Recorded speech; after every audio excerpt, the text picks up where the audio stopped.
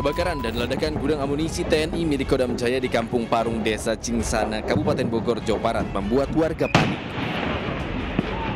Sejumlah video amatir merekam detik-detik terjadinya ledakan di gudang amunisi. Kuatnya ledakan terdengar hingga radius 3 km. Menurut Panglima Kodam Jaya Majen TNI Muhammad Hasan, gudang yang terbakar adalah gudang nomor 6, tempat penyimpanan amunisi kadaluarsa. Ledakan terjadi akibat bahan peledak yang diduga saling bergesekan. Di gudang itu tidak ada sistem listrik, tidak ada apapun yang menyebabkan kedapat dari luar. Tapi mungkin dari material dari munisi dan anak sendiri yang bergesek ataupun karena labil dia hanya menimbulkan asap dan menimbulkan ledakan. Pangdam juga mengatakan pengamanan gudang sudah maksimal untuk mengantisipasi bahan peledak terlempar jauh. Namun, saat ledakan terdapat granat dan peluru yang terlempar ke permukiman warga. Pangdam Jaya menjelaskan di dalam gudang terdapat sekitar 160.000 jenis amunisi maupun bahan peledak yang rencananya akan dimusnahkan. Tim Liputan iNews melaporkan.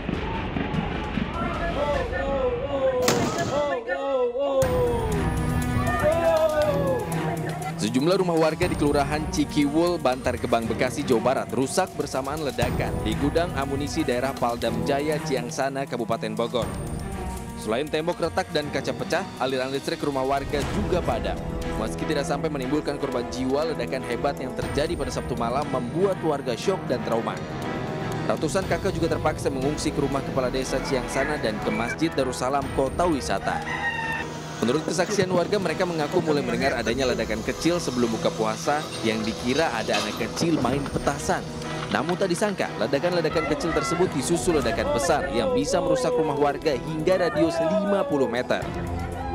Dengar di masjid itu kirain ada anak kecil yang main petasan, main kena kaca.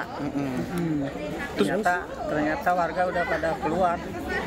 Pada saat Bapak keluar tuh gimana Pak suasananya Pak, keadaan di sana? Ya Pak, warga ada banyak yang ketakutan gitu. Ledakannya gimana Pak? Berapa kali Pak awalnya Pak? Sering. Sapinya besar gitu? Yang besar itu langsung. Yang pertama kan agak kecil, kedua gede, yang seterusnya yang lebih gede gitu. Besar-besar semuanya Pak? Besar semuanya. Data dari pihak Tagana, total pengungsi saat ini mencapai 400 jiwa. Saat ini, seluruh warga yang mengungsi masih menunggu instruksi dan arahan petugas untuk kembali ke rumah mereka karena saat dievakuasi, mereka tidak sempat membawa perlengkapan apapun termasuk pakaian. Dari Kabupaten Bogor, Cahyat Supriyatna, Ahmad Jauhari Lutfi, iNews melaporkan. Ratusan warga di kota Cilegon, Banten beramai-ramai menyerbu pendaftaran mudik gratis di halaman kantor Dinas Perhubungan Kota Cilegon, Banten. Sementara di Bandung, Jawa Barat, pemirsa, ribuan warga rela berdesakan untuk mencari baju lebaran. Dan dua informasi ini kami rangkum dalam Indonesia 24 jam.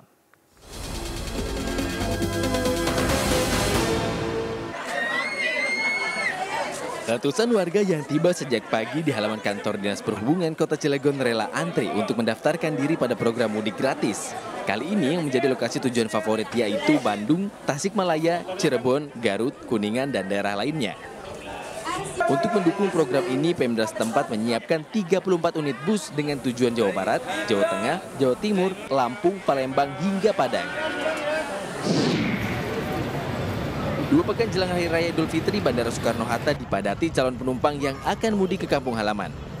Meski beruntung bisa mudik lebih awal, sejumlah penumpang mengeluhkan harga tiket yang sudah mulai naik di kisaran 10 hingga 20%. Sementara pengelola Bandara Soekarno-Hatta memprediksi puncak arus mudik akan terjadi pada H-4 atau pada 6 April 2024 mendatang. Ribuan warga memadati pusat perbelanjaan Pasar Baru Trade Center, Bandung, Jawa Barat. Warga rela berdesak-desakan hanya untuk berburu baju lebaran seperti gamis atau baju koko. Pihak pengelola mengaku saat ini jumlah pengunjung yang berbelanja di Pasar Baru Trade Center mencapai 10 hingga 15.000 pengunjung per hari.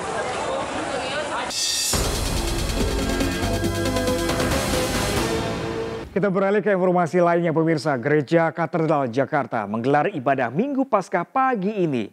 Ibadah dengan tema solidaritas dan subsidiaritas untuk mencapai kesejahteraan bersama ini berjalan dengan hikmat. Ratusan umat Kristiani melakukan ibadah Minggu Paskah di Gereja Katedral Jakarta.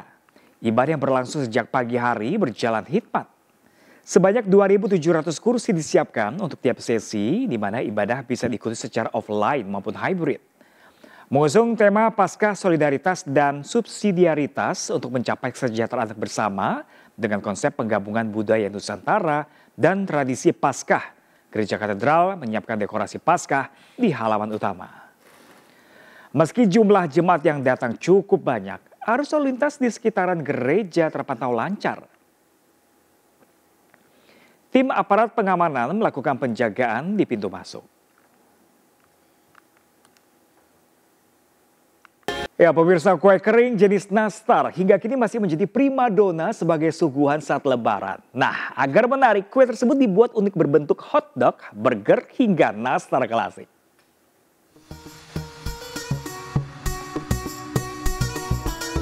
Inilah varian kue kering nastar unik yang dibuat Yuliawati, seorang ibu rumah tangga warga pada Suka, Kecamatan Cimahi Tengah, Kota Cimahi, Jawa Barat. Bentuknya yang cantik, lucu dan menggemaskan, membuat kreasi kue kering ini diminati masyarakat sebagai sajian untuk Lebaran Idul Fitri nanti. Ada 7 varian kue kering nastar, yakni kue nastar berbentuk hotdog, burger, nastar cengkeh, nastar lilit, nastar keju, nastar klasik, dan nastar Taiwan. Inovasi varian baru kue nastar ini dibuat agar pelanggan tidak bosan dengan bentuk serta isian kue yang itu-itu saja. Kue kering juga dibuat dengan bahan-bahan tanpa mengandung pengawet maupun pewarna berbahaya, melainkan menggunakan bahan kue kualitas premium. Sejak memasuki awal Ramadan, pesanan kue nastar dari para pelanggan mulai ramai. Bahkan dalam sehari mampu memproduksi antara 50 hingga 100 toples. Dengan bahan kue kualitas premium serta harganya yang terjangkau, membuat kue nastar unik banyak diminati warga. Banyak banget variannya, dan ini tuh bahan-bahannya premium tapi harganya tetap terjangkau, makanya aku selalu kesini dan kalian harus lihat juga hampers-hampersnya bener-bener cantik-cantik banget dan harganya tetap terjangkau. Harga kue nastar yang ditawarkan bervariasi, mulai dari Rp85.000 hingga Rp130.000 per satu toples dengan isi 500 gram. Dari Kota Cimahi, Jawa Barat, Yuwono, iNews melaporkan. Ya, pemirsa, dunia penyiaran Indonesia tengah berduka. Presenter senior Hilbram Dunar meninggal dunia pada Minggu dini hari. Hilbram diketahui sedang menjalani sesi kemoterapi karena mengidap kanker usus.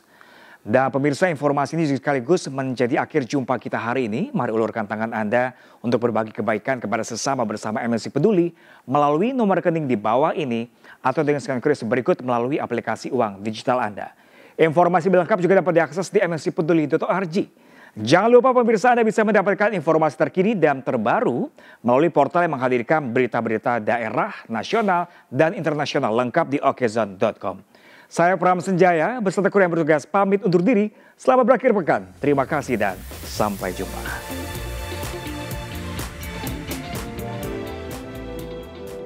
Kabar duka menyelimuti dunia penyiaran tanah air. Presenter sekaligus Head of Okezone Radio, Hilbram Dunar meninggal dunia Minggu dini hari. Wafatnya Hilbram Dunar disampaikan sang istri Denny Luciana Agustin melalui akun Instagramnya. Host Chef Talk ini meninggal dunia di usia 48 tahun setelah bertarung melawan kanker. Presenter senior ini sudah malang melintang di dunia penyiaran, mulai dari sebagai penyiar radio hingga presenter TV. Selamat jalan, Hilbram Dunar.